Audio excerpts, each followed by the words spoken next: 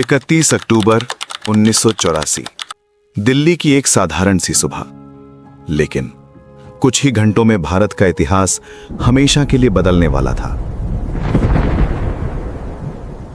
वो दिन जब भारत की पहली और अब तक की एकमात्र महिला प्रधानमंत्री इंदिरा गांधी हमेशा के लिए खामोश हो गईं। आज हम जानेंगे क्या हुआ उस सुबह, क्यों हुआ और कैसे एक राजनीतिक फैसला इतिहास की सबसे बड़ी त्रासदियों में बदल गया। 1980 के दशक की शुरुआत में भारत एक बड़े आंतरिक संकट से गुजर रहा था। पंजाब में अलगाववादी आंदोलन तेज हो चुका था। कुछ उग्रवादी संगठन खालिस्तान की मांग कर रहे थे।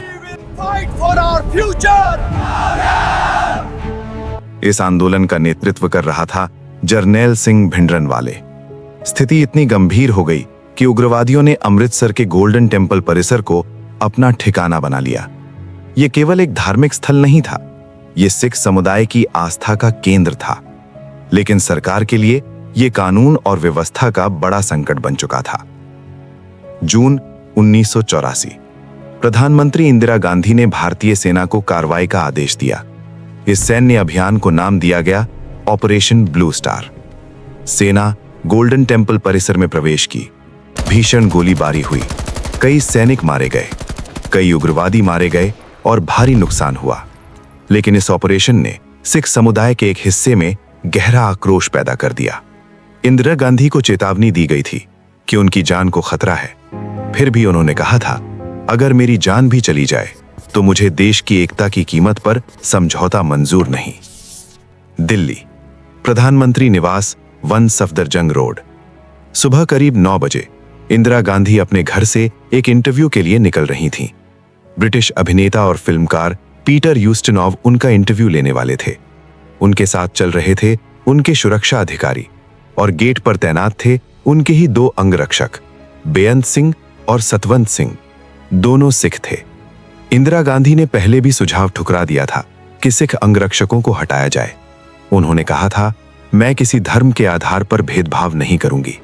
जैसे ही इंदिरा गांधी गेट के पास पहुंची, बेअंत सिंह ने अपनी पिस्तौल निकाली और करीब से 3 गोलियां दाग दी। इंदिरा गांधी गिर पड़ी।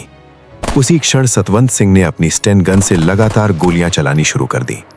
कुल मिलाकर 30 से अधिक गोलियां दागी गईं। सब कुछ ही सेकंड में खत्म हो गया। गंभीर रूप से घायल इंदिरा गांधी को तुरंत all India institute of medical sciences ले जाया गया। डॉक्टरों ने घंटों प्रयास किया, लेकिन दोपहर लगभग 2:20 पर उन्हें मृत घोषित कर दिया गया। भारत की प्रधानमंत्री अब नहीं रहीं। हमले के तुरंत बाद अन्य सुरक्षा कर्मियों ने बेअंत सिंह को वहीं मार गिराया। सतवंत सिंह को गिरफ्तार किया गया। बाद में मुकदमे के बाद उसे दोषी ठहराया गया और 1989 में फांसी दी गई। लेकिन कहानी यहीं खत्म नहीं हुई। इंदिरा गांधी की हत्या के बाद देश के कई हिस्सों में भयानक दंगे भड़क उठे। विशेषकर दिल्ली में हजारों सिख नागरिकों पर हमले हुए, घरों को जलाया गया, निर्दोष लोगों की हत्या हुई। इन घटनाओं को इतिहास में 1984 के सिख विरोधी दंगों के नाम से जाना जाता है। भारत ने उस समय सिर्फ एक प्रधानमंत्री नहीं खोई, बल्कि सामाजिक विश्वास भी बुरी तरह टूट गया। हत्या के बाद उनके बेटे राजीव गांधी को प्रधानमंत्री बनाया गया। देश शोक में था, भावनाएं उफान पर थीं।